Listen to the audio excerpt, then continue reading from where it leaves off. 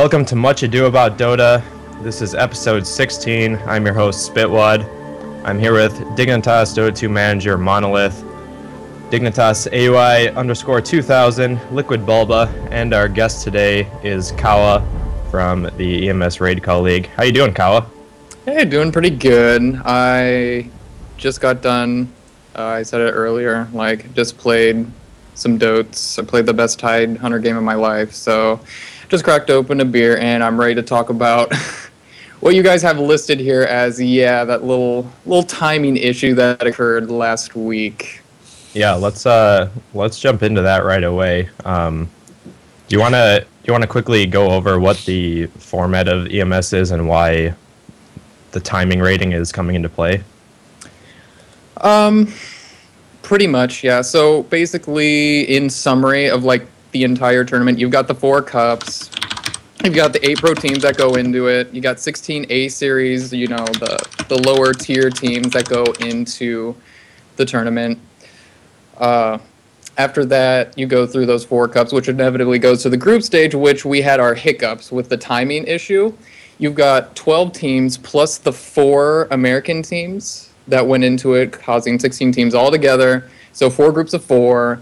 And then the top 2 of each group qualify. And unfortunately, with that top 2 that qualify out of a group of 4, it, forces some instances where teams will go 2-1.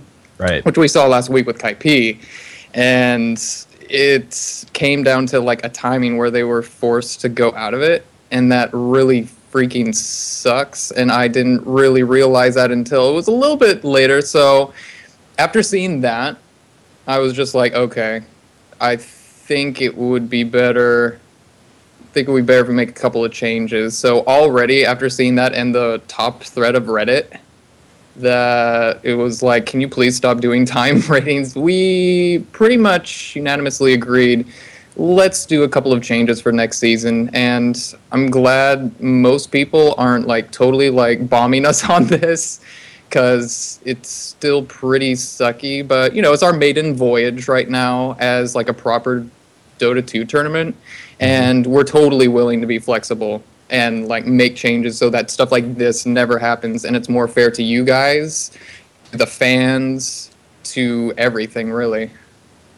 Yeah, and we've seen this issue come up before. I actually wrote an article about this a year and a half ago about tournament formats resulting in these 3-way ties, which happens all the time. When you have the standard 16 teams, 4 groups of 4, you always get those 2-1 ties or 1-2 ties.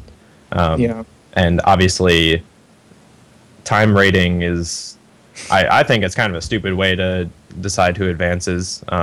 It is. There have been some posts saying, "Oh, this was." I remember one from, I don't know if it was the first season of the defense or something, but there was a really exciting game because some team had to win, by X minute, and it was getting really close, and they barely did it a minute on time, and people were like, "Oh my god, that was so exciting!" But to me, that's just kind of an arbitrary win condition that gets added in because of the tournament format and has nothing to do with the game itself. But yeah, it's good that you guys recognize that right away. And yeah, not even that, but I think we're going to do a poll here with a couple of formats, just in case people wanted something specific that could be applied to it next time. We already have ideas for it. I talked with a couple people today, and we've got a GSL format we're going to be doing for next time. There's a league one. There's shortening it down or increasing the length so that the group stages are a little bit more legitimate and build more hype, because it kind of, it happened pretty fast. Tomorrow's the last day, and then it's boom, LAN finals, single elimination. So yeah. Well, hopefully that goes well. I think the community is being pretty cool about it so far. Yeah. All right. Well, does anyone else have anything they want to add to that? Kurt doesn't look very amused at this topic. Let's move on. I want to talk about the Puppey Pause. Merlini posted a video going over the issue of tactical pauses, and he used a pause by Navi as an example. Bulba, what do you think about this? Like the tweet or the actual pause? All right, let's go over the actual pause itself before we talk about pausing rules. Did that look like a tactical pause to you?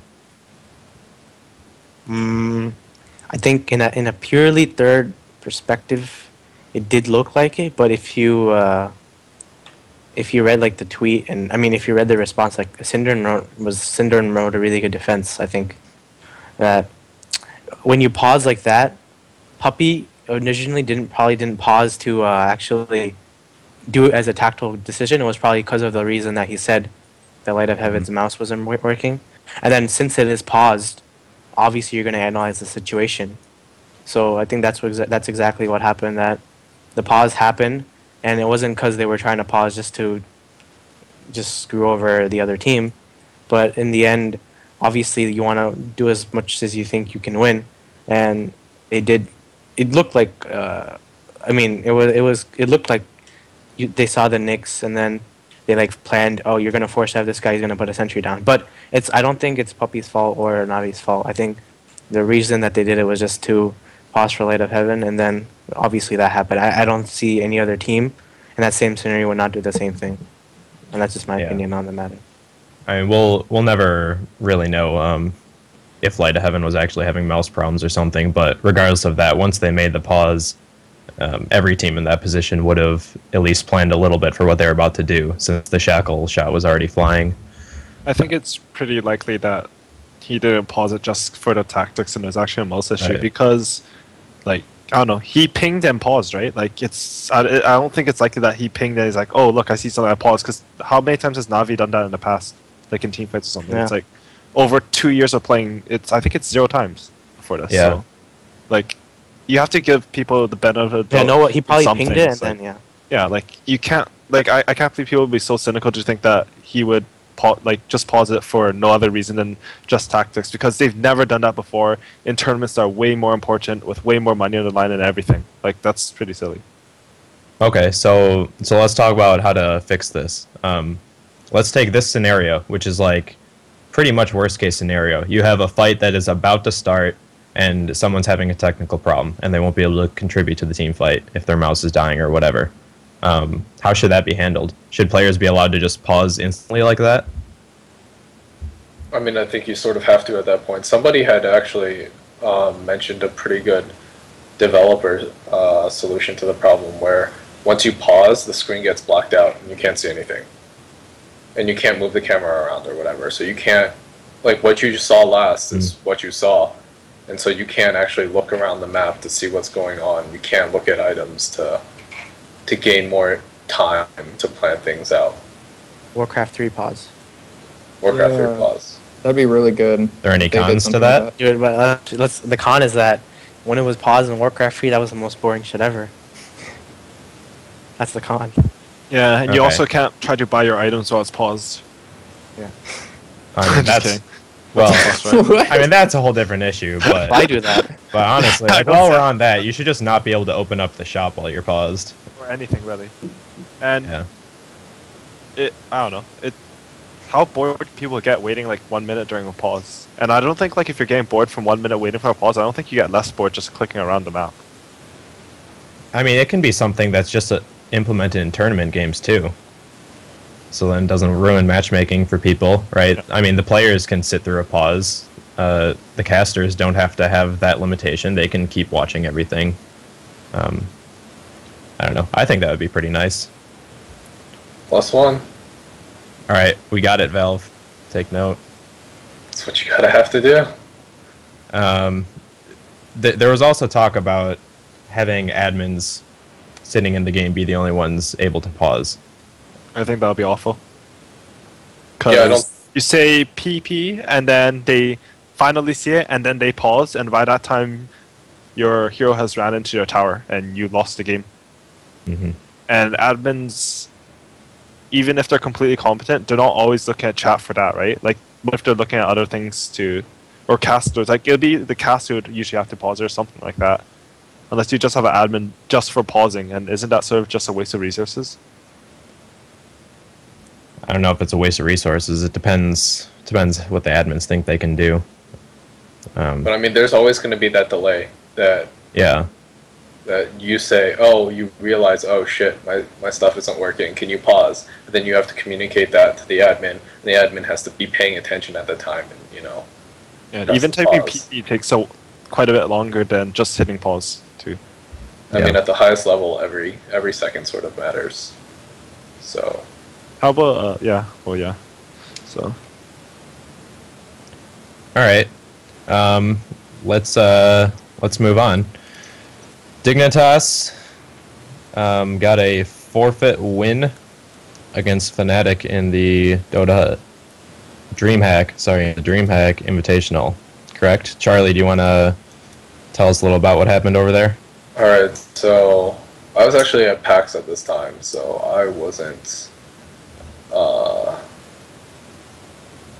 really there, but after I got back, sorted it all out. Basically what happened is that the We Play tournament went over schedule for whatever reason. The game took 30 minutes longer, and so Fnatic ended up being over a little more than 30 minutes over 30 minutes late for our match on Saturday.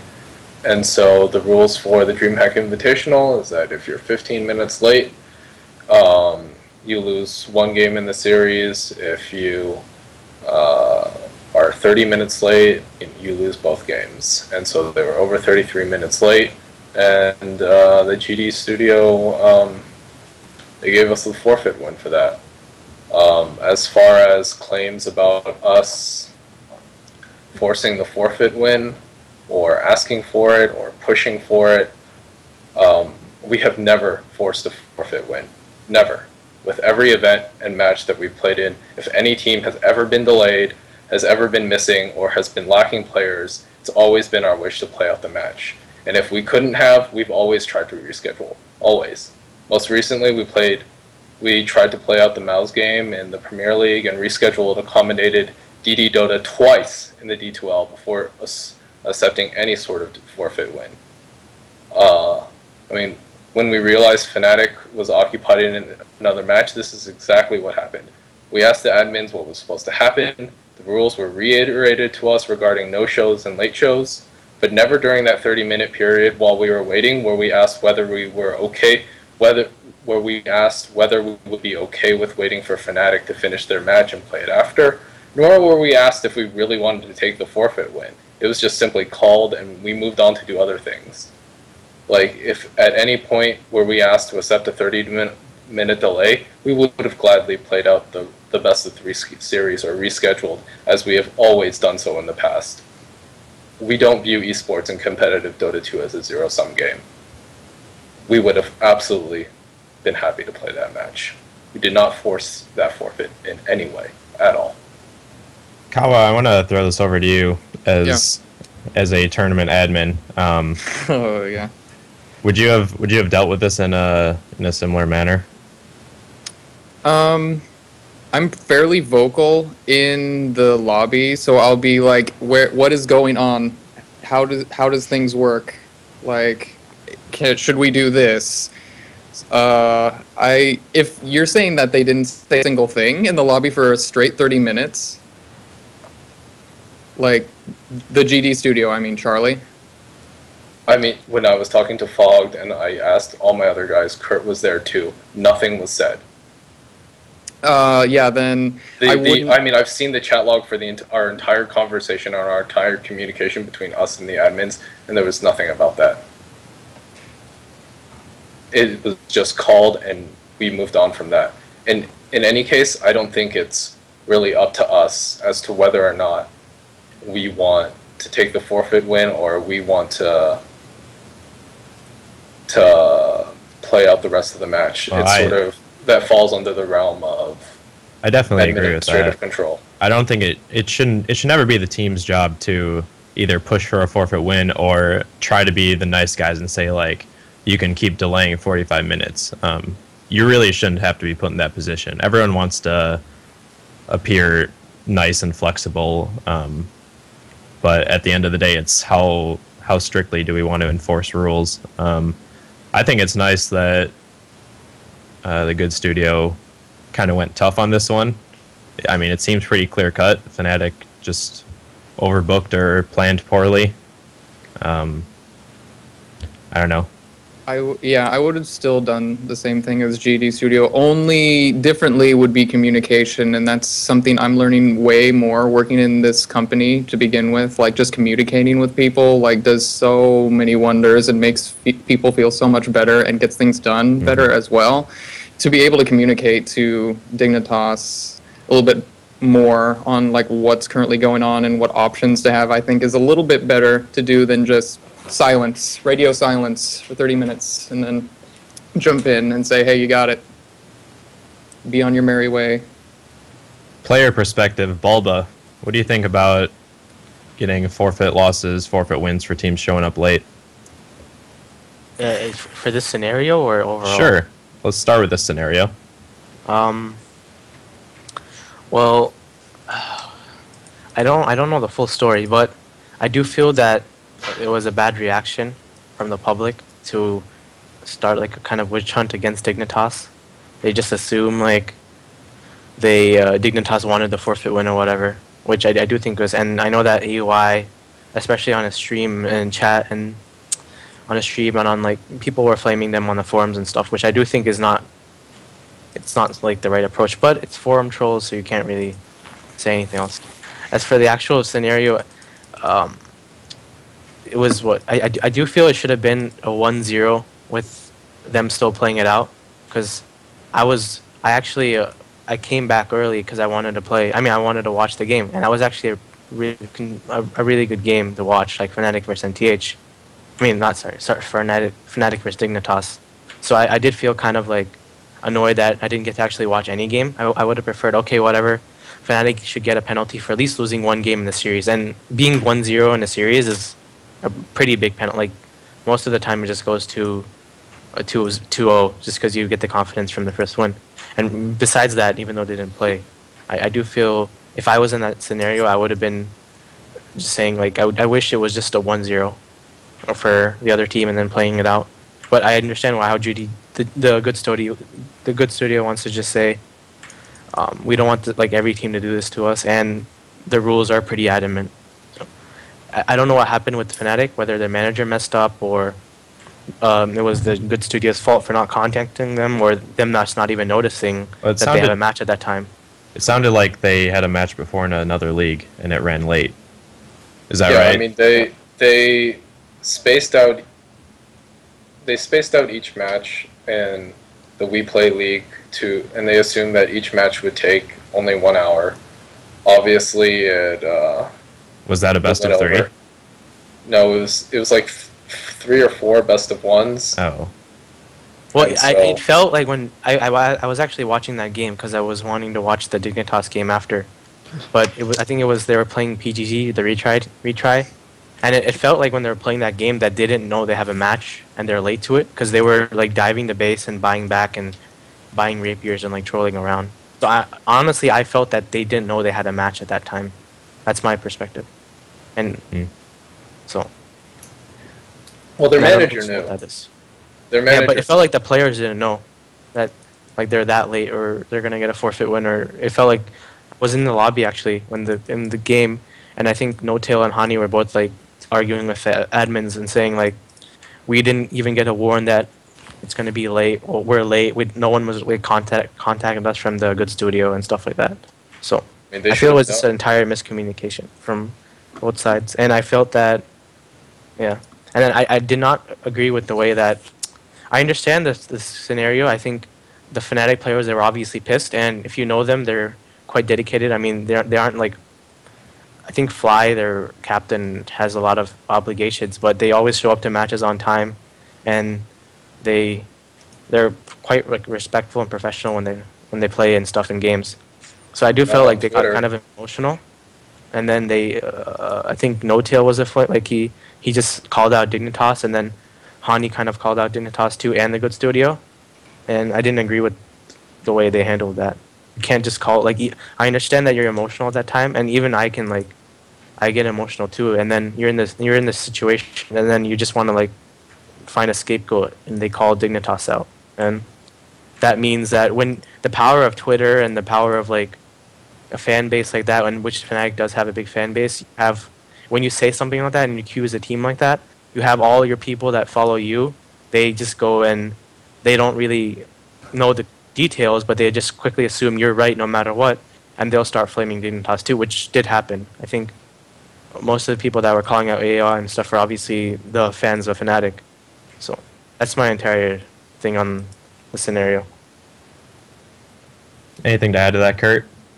Nope. All right. So as a result, I believe Dignitas, Fnatic, and No Tidehunter are all tied 1-1 in the group right now. So There's Mouse. What's Mouse up to? I have no idea, actually. I'm looking at Liquipedia and it says Mouse has not played a game yet. Yeah, I don't think we play them on Wednesday. Okay. So Fnatic can still get back in it. Let's see how the rest of that group pans out. Let's move down the list of some results here.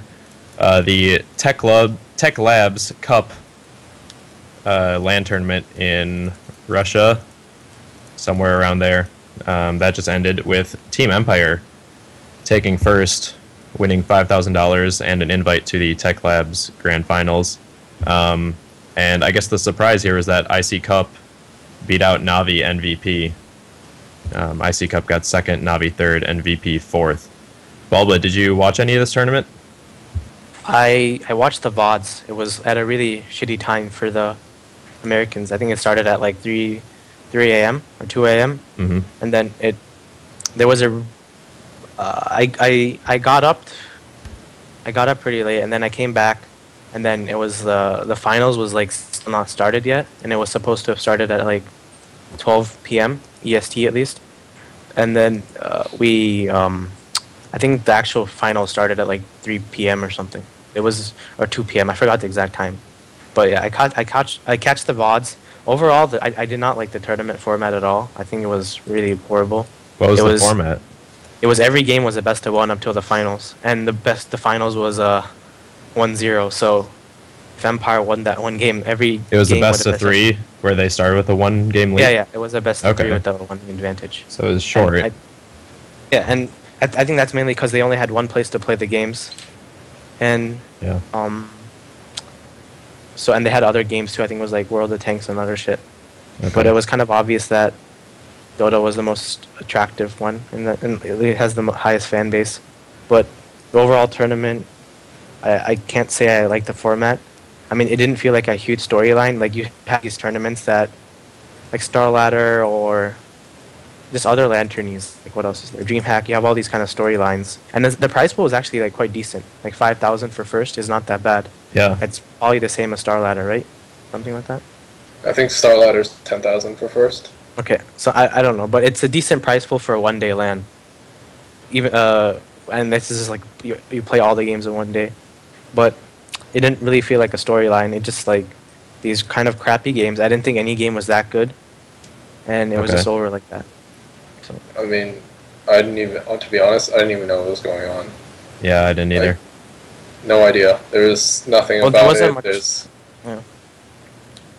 I mean, I feel like this goes back to that oversaturation. Lots of small little tournaments that. This is a LAN. I mean, this isn't really oversaturation. I don't think. Well, yeah, okay, maybe not. But they could have just promoted a little better. Well, wasn't it probably is only promoted to a Russian community? It was probably just promoted to the Russians. Probably. But like, I don't the think thing about care. The Dota there's still some big teams there. Like I mean, there's still big teams. People still would have watched it on stream, but nobody knew. Like, who knew that this was going on? Fuck. Well, it was only people that probably knew about it just watched Toby's stream or checked Join Dota or Ghostly Gamers the morning. Yeah. But how did IC Cup look? Because they beat Navi, right? Yeah. They have decent players, and they're not that bad in scrims or anything. Like their team, I'd say that I put them like up there with Kaipi, if you don't know them. Okay. But they have like pretty known players. I think Mag. They have Mag. Who else do they have? They have Jackal. He was on the old DTS. Yeah. They have who else? Do I have? I have Resolution. He's like some upcoming Russian player. But I don't know. They played. Let me recall the game. They had a really good game versus Virtus Pro actually. It was quite good. I can't remember. But they had a really on Batrider and they won the game. And I don't recall the Navi game. I know Navi lost to Empire, and that's kind of a storyline because it's Funny's whole team. Mm-hmm. And yeah. And I saw posted somewhere that Empire is actually the top earner for over like the past 3 months or something out of all the Dota 2 teams. They're still It's really because good. they won D2L, which was pretty big, and they won TPL also. So they won like the two big tournaments, the two big like online tours last season. Mm-hmm. So is VP not looking very good or what? 'Cause they got fourth here, and they have the Defense Season 3 finals coming up. They're playing But yeah, I against remember this, Fnatic. the Navi IC Cup game. Navi, I both the games that Navi lost, they gave the other team CK Wisp, and I guess they just felt they were comfortable playing versus it, but the games didn't go well at all. And it was always like they were going okay, and suddenly CK Wisp, they had some really good team fight where the Wisp or CK got like maybe a triple kill. And when it gets to that, when you play versus that combo, you usually lose the game because those heroes like probably snowball more than any other like combo of heroes in the game. So it was what is it? Yeah, something like that. And I think the same thing happened versus Empire. Empire had CK Wisp, and it was just one really bad fight, and all of a sudden they lost. So Okay. Well, all right. Let's talk a little bit about the Defense 3 here. The finals are coming up. VP Fnatic. Predictions. Aoi. Fnatic. Kawa. Yeah, man, so consistent. I'd have to agree. Bulba. I think 2 weeks ago I would have said Virtus Pro, but now I have to say Fnatic. But actually, I don't know. I don't think Fnatic 2 weeks ago was really strong too. So I think both teams aren't as strong as they were 2 weeks ago or however long ago. Like both teams have kind of become worse. And Fnatic, I think that's partly because they don't have, like every game I see them play, they don't have their drafter or whatever fly, and they're using some ringer. And then the game for Virtus Pro, they have that. I don't know what happened, but they suddenly replaced Santa with Arzart, and I didn't like that decision. I felt one thing about this Virtus Pro team, they were together for so long. Like I think the team was made pre TI2. And obviously they didn't get invited to TI2, but it was made pre-TI2. They stuck together, and NS was obviously a really popular player in the Russian scene. He recruited basically around 3 players that aren't well known in the Russian scene. Like I think it's KSI, Crazy, and Airman. these players were actually pretty popular in Dota 1, like in the in-house leagues, like what is it? Whatever those EEDL, whatever the hell in-house leagues were on IRC and Dota 1. I remember playing with them. But yeah, he just caught these players that aren't as famous, and instead of NS like throughout like the past 2 years, he's always like going on these teams like with just like all the star power. But he's like, I'm just gonna make a team that has 5 good players and that has just 5 good players and has good synergy, and they stuck together for quite a while. And I think even Light of Heaven said in this interview, and he has a lot of respect for Virtus Pro because they just came out of nowhere, and they did really well. Like they were obviously a top contender, and they improved a lot. Like you could see the gradual improvement, and suddenly they just had they just had like a follow. I don't know like what exactly happened, but I thought Santa, as a player, they were like he wasn't as good on the 1v1 scenario. Like I saw him lose like with Batrider, safe lane, Versuri on off lane, and he's like kind of, but he was actually like really good in the 1v3 scenario. Like he used to do a lot of stuff, and his mag carried VP in quite a few games, and his bounty hunter was really good, and stuff like that. And suddenly they just, I don't know, I think Arzar left VP, and Arzar and NS were obviously really old teammates, and they've been friends for quite a while. So NS probably thought, okay, he probably analyzed like Santon in like the past 4 games, and suddenly they just made a roster change, and I don't think it was just like kind of out of nowhere. Like I didn't really suspect that, and I don't think other people suspected it too. But Maybe they just have their gossip a little more under control than we do in the Western scene, if no one saw it coming. But the thing about this is they had such they were playing so well. And even the interview that Santa had on Team Liquid was actually quite a good interview. It was kind of sad. They did that interview before he left the team. Mm-hmm. And let me actually. Yeah, can someone link that in chat? 1 sec. This is kind of confusing. I actually don't even know where it is. Okay, Santa. No. So what's VP's full roster now? Okay, it's this one. I linked it in Skype, but it's the same as the old one except for it's Arzart. Santa for Arzart. Smile. But Okay. yeah, he had like this thing where it says, what is it? I don't know. He just talked about morale and stuff, and that you can't like control people, and it was actually sounding quite depressing.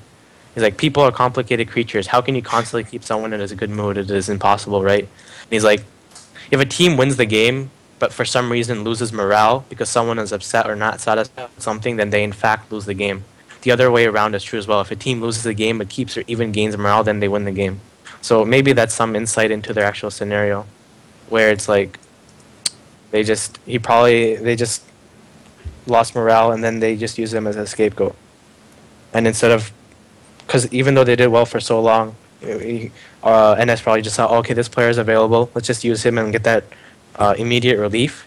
But in the long run, all that hard work they put to getting that team together is like kind of lost now. Because their support combo, KSI and NS, I thought was like probably one of the stronger support combos. And the support combo in Dota, I think, is like one of the most important things for a team. Like, you have these two support players that play Dota play together. They know each other well, and they had a lot of synergy. Like, I thought KSI was one of the stronger support players, but now he's playing offlane, and Arzart is playing support. So, whatever. I'm just rambling on now. Okay. Well, let's all right. Let me catch up here to Monolith. VP or Fnatic defense finals. Bulba kind of answered that question for everybody, so All right. Fnatic. So everyone's going Fnatic right now. Yeah.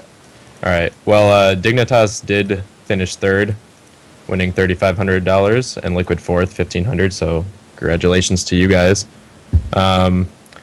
It's a pretty big prize pool in these finals, actually. 10,000 for first, 5,000 for second, and I believe the defense season 3 started, I want to say, at like the start of December or something. It's been a long time. It's been a long tournament. That's kind of the defense's style.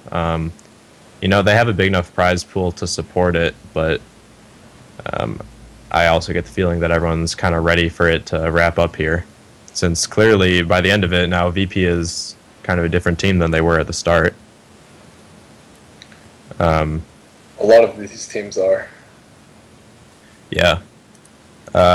But, it's kind of nice to have those really big tournaments mixed in with smaller, shorter ones. Anyone else want to add anything on the defense or VP? All right. People have been asking us to talk about the new Na'Vi. I guess we've never really touched on that, the new Na'Vi roster and how they're performing. Their results so far are pretty good, I guess, besides this Techlabs LAN. Aoi, have you guys played against them or scrimmed against them since they've changed their roster? I don't think so. Have we, Charlie? I don't think we have. Maybe once, but Maybe like right at the start when they changed it. Yeah, I think right at the start we did once, but their schedule, I don't think it ever really meshed well with ours, and it just didn't happen. The times never worked out, and we always found somebody else. Okay. So no, I don't think we've ever scrimmed against them consistently. Bulba, have you played against them? We play them quite a bit. Yeah. Do they feel pretty strong right now? I feel, yeah, in the games they play, they're really, really freaking good. Compared to the their games old they roster, are you more scared of them now? Yes, I think I think I'm more scared of Puppey and Kuroki than Puppey and Arzar. That's just my opinion. Okay. Kurt, do you I have think, that feeling too? Even though you guys haven't really played them. Fnatic, on the other hand, I think in the role that Navi plays, Fnatic, the reason that I think he's shown a lot in Empire was because the way Empire played and picked was more articulative to his actual play. Like, what is it? Like, they played a lot with aggressive tri-lanes, and then they played a lot with him playing some safe lane hero, like a Clinks or something. And they gave him a lot of space to play, and they let him snowball, like, early, and then he would just take over the game with his, like, Bat Rider or his Clinks, or I think even his Queen of Pain. But on Navi, on the other hand, Navi isn't a team that aggressive tri-lanes much, so they usually just, he's usually playing, like, something off lane, and in that scenario, he's not going to be able to show as much as he did in Empire. So people are like, I think they're being way too critical on him, and they're like saying the reason that they lost the LAN was because Puppey and Fnatic and Kuroki are not LAN players and all that bullshit, which I don't think is true. I think that's just like all mentality, and these players have played long enough. So I do think they still need some time to get adjusted, but I think this roster has a lot more potential than their old one. That's just my opinion. Okay. I'm not sure that there's too much more to add on that. Kawa, what have you seen there? Have you casted them at all? A couple of times. Whenever they feel like going into the EMS, like, we'll cast them, but it's only been twice. So, it's pretty seldom that I get to see them. I only get to watch through VODs. And yeah, it's pretty much what Bulba says. They're just ridiculously strong. So far, Kuroki is always playing Rubik. It's scary. That's pretty much it, All right. I mean, the guy steals every spell that he needs to, so. Yeah. Excluding this LAN that just occurred, their only loss in the past 2 weeks was to AL in the EMS One tournament. Everyone's just losing to AL. Everyone's fucking losing to AL, man. AL's cleaning up. What do you think about AL? You scared to play them right now? Are they good? Or are they getting fluke wins? Bulba? What? I think they're good. When did I ever play AL? I don't know. Maybe I'm fishing for a flame. Those players that on AL have been playing for quite a while, and they were like legends in the Dota team, and they were actually the old team was really legends. Good too. They were Miguel and Mania, and Miguel and Mania. All right. Actually, I don't think the other three are legends, but those two are. Miracle also. Yeah, so they're good. One might say they're absolute legends. Oh shit! Yeah. I had fun there, dude. Yeah. Be careful. I didn't know that too. Be careful. Those are the best. Oh god. All right. Wait, why am I being careful? No, don't worry about it. All right, we got to get a topic here to get a little bit of a discussion. So I'm going to pick one that I know people disagree on, which is team houses. Because Monolith told me that him and Aoi do not agree on team houses and whether they're worth it, what they mean, how much of an improvement you can get from them. Is that directed to QPad? Because their premiere last week. And Yeah, let's start there. QPad beat VP, and they beat Empire. Yeah. Yeah, I mean, that's pretty impressive for a new team, regardless of what backgrounds the individual players are coming from, to be able to pull off wins like that. And, it hasn't been flawless. They lost to Liquid, right?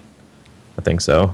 But I don't know. What do you guys think about team houses? Aoi, you don't like them? When did I say I didn't like them? I said they're not the only way to improve, because people were like, no.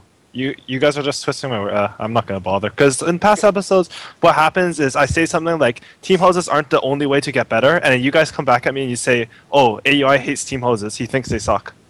Tell us what you think and about same thing team for house. in-house leagues. Like, somehow people think that I said that in-house leagues are terrible, terrible things that I'll never play in, when I say you can't learn in them very well for a lot of players.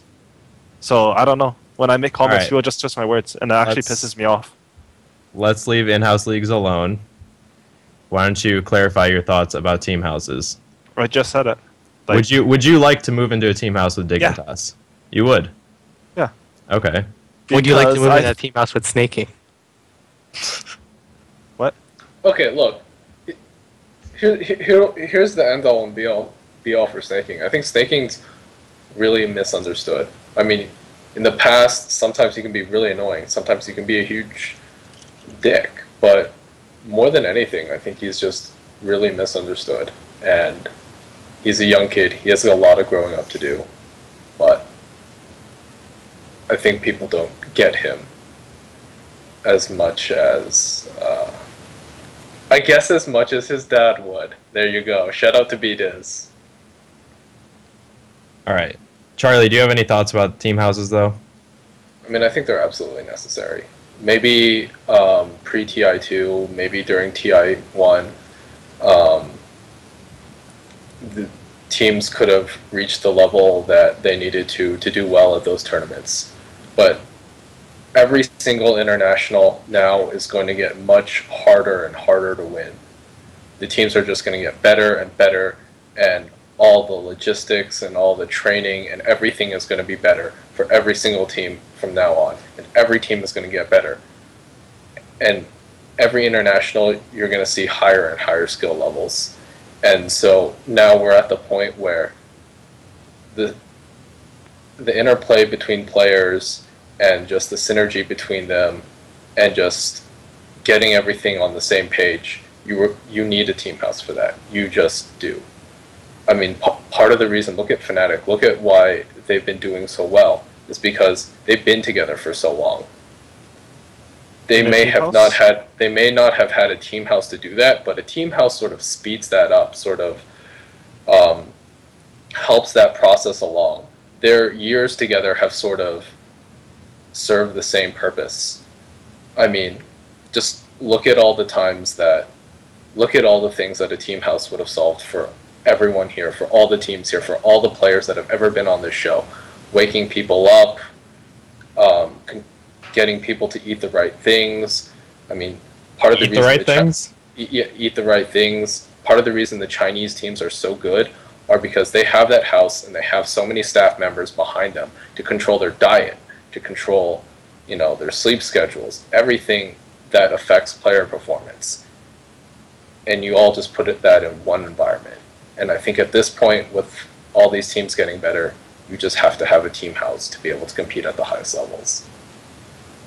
Do you think that you could get sick of your teammates if you're living with them, though? I mean,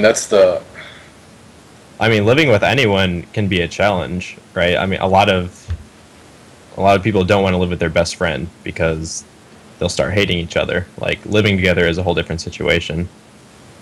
Could it drive the team apart?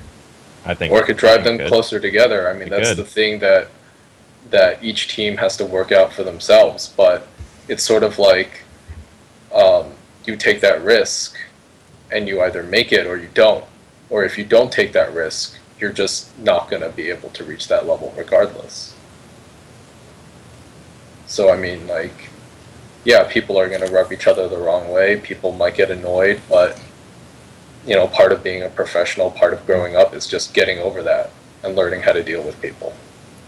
It'd also really be nice for any kind of PR stuff or getting streams set up, just having help around the house to all be on the exact same page and get players to do interviews, just having everyone accessible right away. Oh, absolutely. I mean, from my point of view, that's a huge benefit. A team house is a marketing director's dream. But, you have to have a competent person directing all of that. So, I mean, a team house doesn't solve everything. You still need all the right pieces in there to make it work. You need the right people there, the right team behind it, and the right environment and the right culture in that house to make everything work. You can't just put a bunch of guys in there, or then, it's probably just going to become a frat house, like other teams. I'm picturing Dignitas right now, just partying the whole time. Yeah, we're huge party animals. I can tell. Oh yeah, especially that Universe guy. We're big party apples, dude. Ike's Mike. Did you enjoy that ESWC party, Bulba? It was amazing, dude. Yeah, but Bulba's just a little social critter over there. At TI2, he was making his way around to everyone. Oh yeah, this guy's a fiend. I'm a fiend, dude. What can I say? All right, Shout out to Angina. nice. Let's talk about Timbersaw. People have been talking about Timbersaw in a competitive setting. Do you guys think he's viable? We actually just saw him in the Alienware Arena finals, the North American Winter Finals, which was My Intent versus Eosin +4. And Eosin picked Timbersaw, and I believe Kobo Chow was the player, and he actually went godlike or beyond godlike or something. It's pretty entertaining match. Aoi, have you guys messed around with Timbersaw at all? Do you think he's viable? I think he's viable, but like, am I supposed to say whether we use him a lot or stuff? Like, You don't have to say whether you use him a lot, but would you? Do you think you're going to see him picked? Do you think you're going to start seeing him I picked? think he's viable. Okay, I think he's good with Rod of Atos. you on board with that one? Isn't everything good with a Rod of Atos? We build Bloodstone on him, though. I think, Yeah. If we're doing In Rod all of Atos is seriousness, is better. there any build besides Bloodstone? Rod of Atos duels, dude. Rod of Atos is actually. Rod of pretty good on Atos that. and Shadow Blade is decent too. I don't know what Shadow Blade. No, dude, you go up to them, you That's Shadow what's Blade up. them, you attack them. You have to Shadow Blade them, so like you're right next to that tree. Then you use the tree thing, you attack them, and then you Rod of Atos them. You can't use your even attack them force during your spell. ulti. You don't So use your the ulti though, damage dude. and attack speed is sort of use. You don't use your ultimate. No, you just shoot your He's ulti saying and for then the you bring it back. engage. Oh, Pretty and you gay. just right click them. I don't Yeah. know about that. Seems one. like a lot of gold. That for- seems very published. Like, Isn't if they everything don't have a lot of sentry. gold?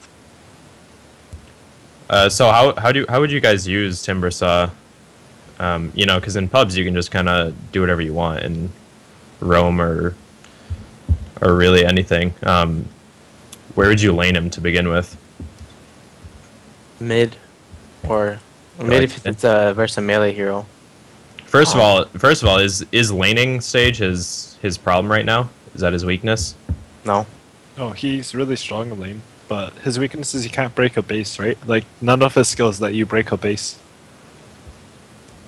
And yeah, You want to expand on that? Sure. I think a lot of people might not know what you mean. he can't hit buildings and kill them, so you have trouble pushing. Okay, can't you use the ult to create a little room and back them off a little? Because you can throw that thing out pretty far, actually. But then you get like skewered in, and then Kodo blasted, and then Shadow Demon purged, and then PL ultied. PL Even though ulti. PL doesn't have an ulti, but you're still gonna get PL Yeah. ultied. His Spirit Which Lance is all yeah, out. he'll spawn the 10 illusions on you for his one spirit lance because somehow that always happens and it sucks. But I don't know. Like How does he do against PL in general? Do you like him against PL? never tried No. it. No. Don't I mean, think it he's- would go very well versus mana burn. Like you jump around, but the PL is gonna catch you during your Timber Chain CD or whatever, and he's just gonna burn your mana because you have to be in the front. And unless you have a BKB, which is a lot of gold since he needs mana items too, then PL's just gonna kill him. Okay.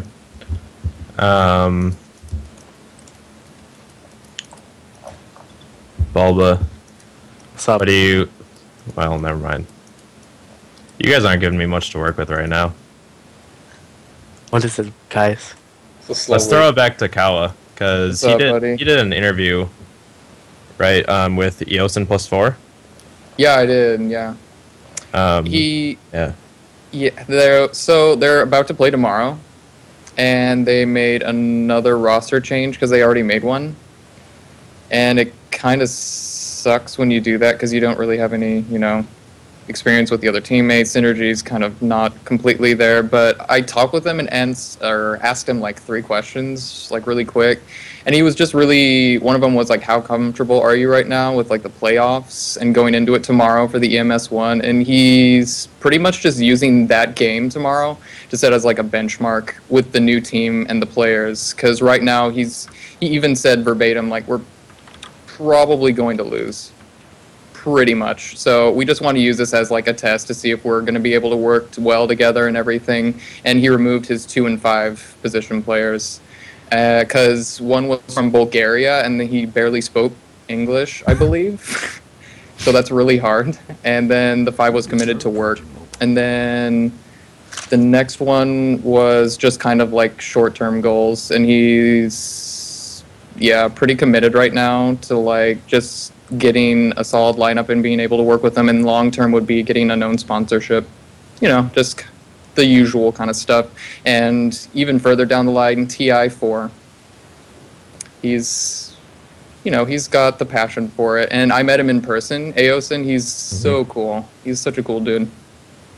I mean, he's been hanging out with Blitz and the BTS guys, yeah, because he's in the Vegas area. Well, he's got to get that on that Arteezy and KZZ train. There it is. There's his team. What a sick, nasty team. Sounds like he's trying to make a pretty hard play for that 4th NA team spot. 11th grade, poor guy. Yeah. You want to talk about your boy Arteezy? I'm just saying, every once in a while, a god descends from the heavens and comes in human form. In the 20th century, that was probably Yes. I got no idea. Name someone. But yeah, whatever. The 21st century, it's Arteezy. It's Arteezy. Can anyone beat him in lane? I gotta say, I think the only person that can maybe beat him in lane is if IG dual lanes him. And you'd have to have 2 people of IG caliber to do it. Alright, so why is Arteezy so good? I'm just saying, like... Come on, Sam. Why is Arteezy so good? He's just legit, dude. That's all I can say. There's no explanation for this. How would you do against him? I don't think anyone can beat him, dude. I'm being honest. Like, this guy, I'm pretty sure he's like a god of Dota. And within the next 2 years, he's going to win TI 5 or whatever. Is that a legit prediction? Yep. TI 5? Yeah. Is Eosin +4 going to win TI 4 and then it's Arteezy going to win TI 5? Of course. Do you want to bet rares on this?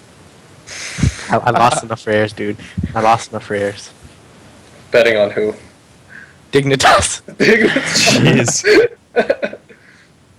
I actually did lose rares, so this isn't a flame. It's legitimate. I did lose rares. It's okay, fair enough. I lost some rares betting on you guys too.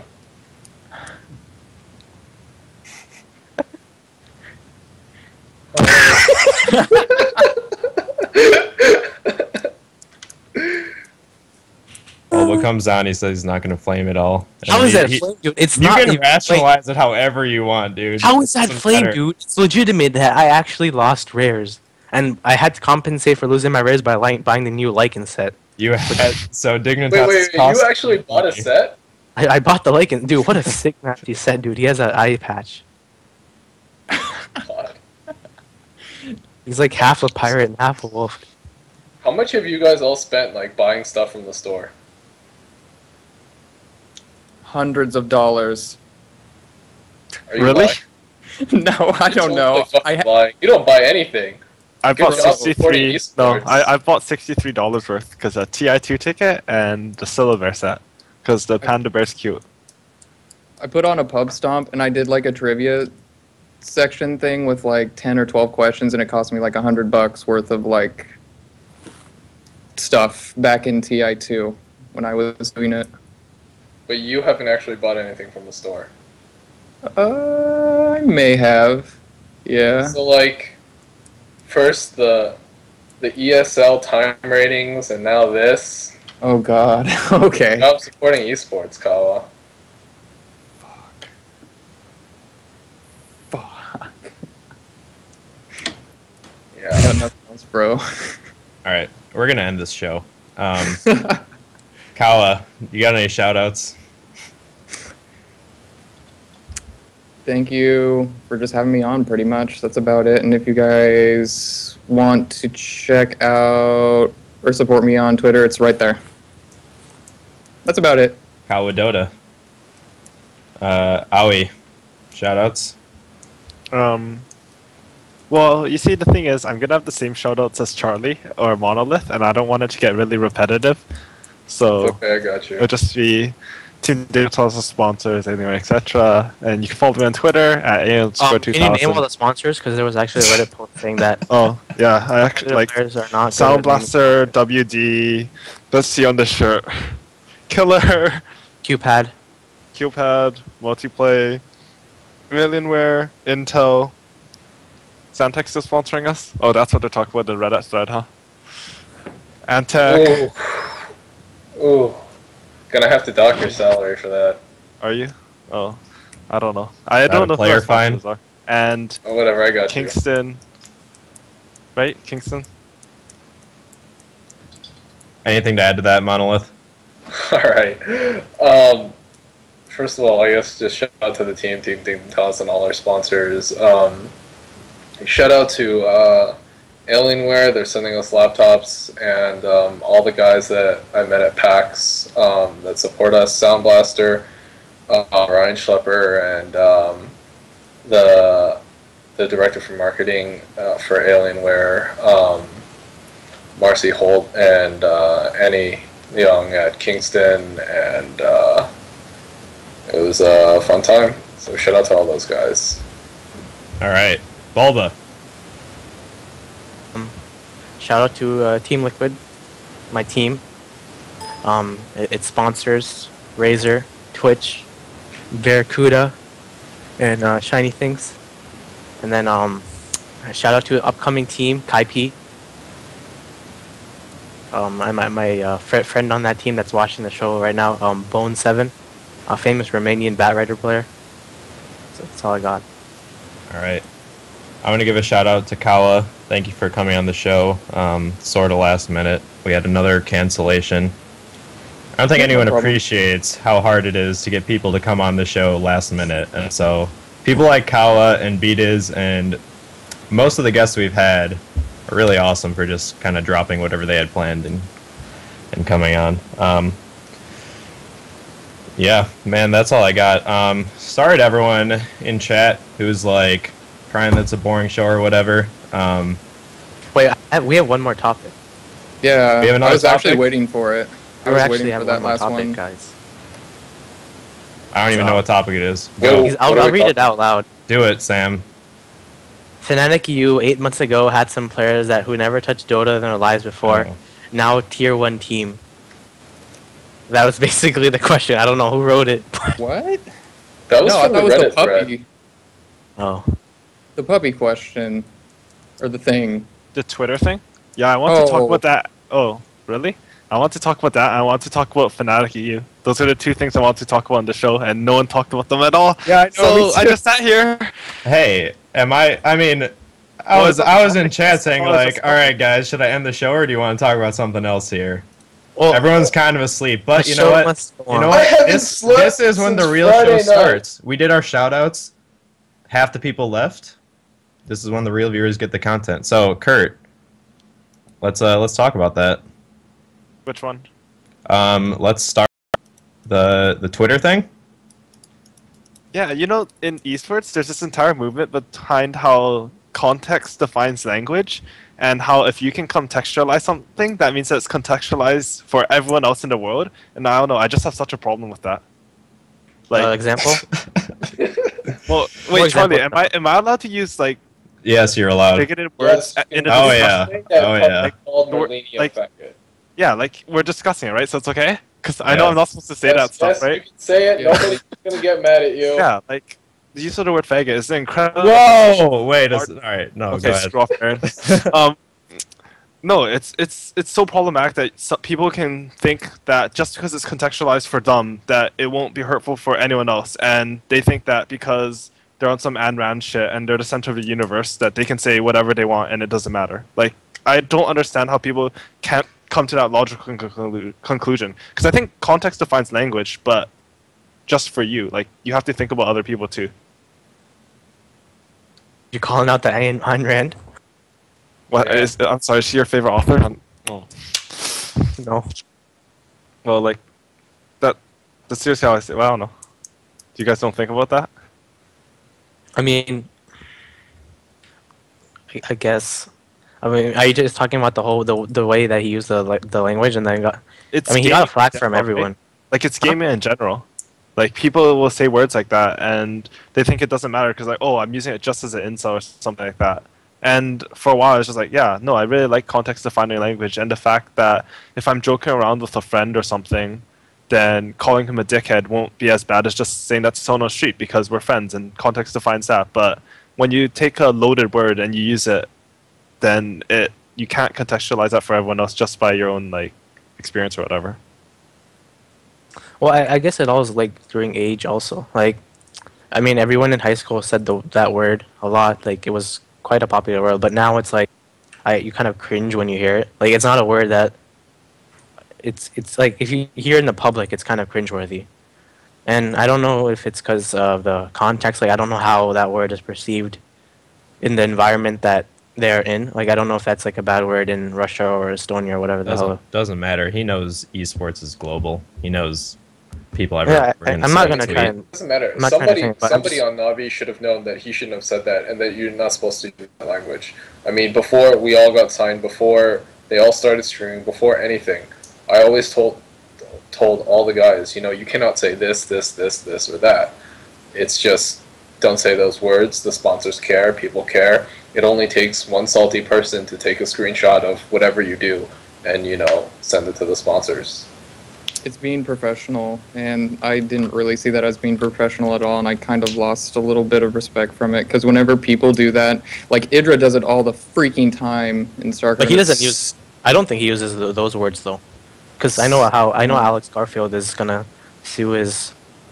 Yeah, and he reacted crazy to that. Like, he was just like, bam, he leapt on him. It was.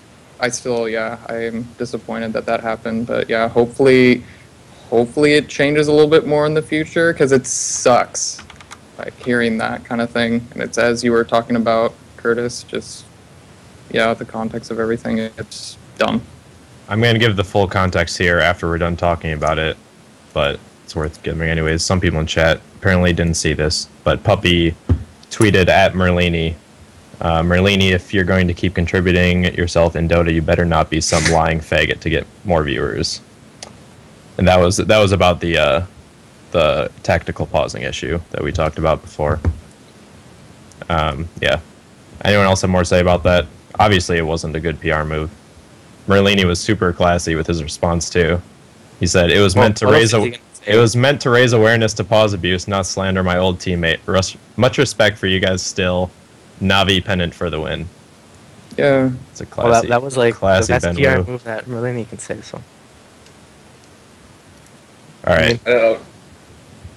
Is that? I mean, if you caught AUI doing that, how would you feel, Monolith manager? Obviously, I'd be pissed as hell. Everyone would be pissed. I mean, I know Puppey's sponsors were very angry about that, and Alienware tweeted that they weren't happy about it, and there were messages all around.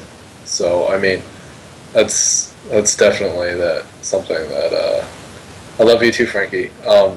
That's definitely something that nobody would tolerate. Okay.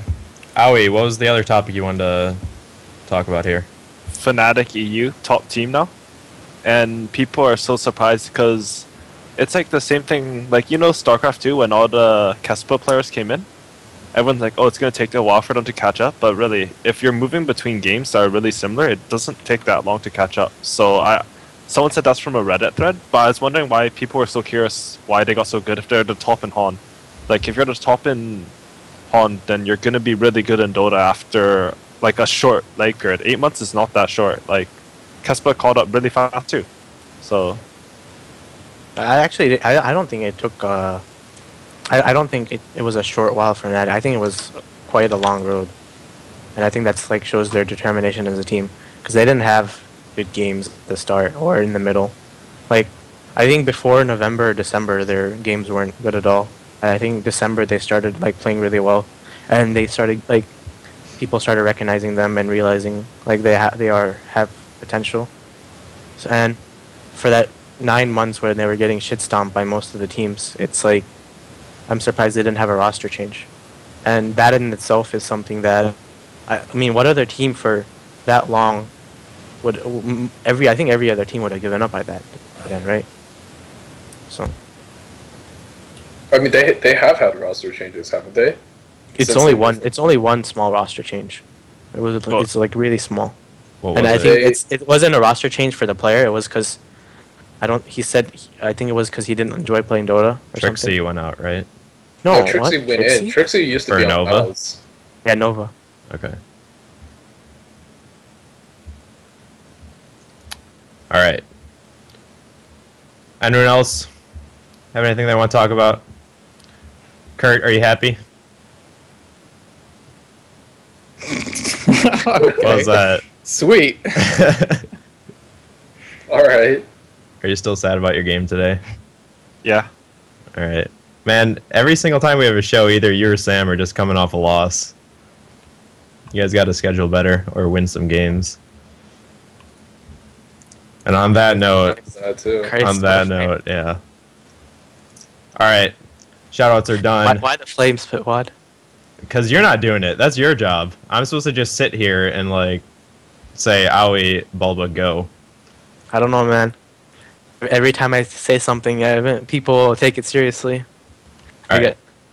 So let's get out of here because everyone's tired.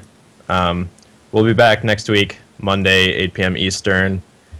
If you want the show to be more exciting, if you have anything you want us to talk about, you should tweet us at NEO Dota 2. All of the hosts will read anything you tweet at us, especially if it's some cool photoshops of Bulba inventing something, or I don't know. But you should do that. Thank you again for everyone in the chat calling me eye candy. It's very flattering. That's about it. We'll see you next week. Wait. Always. Always.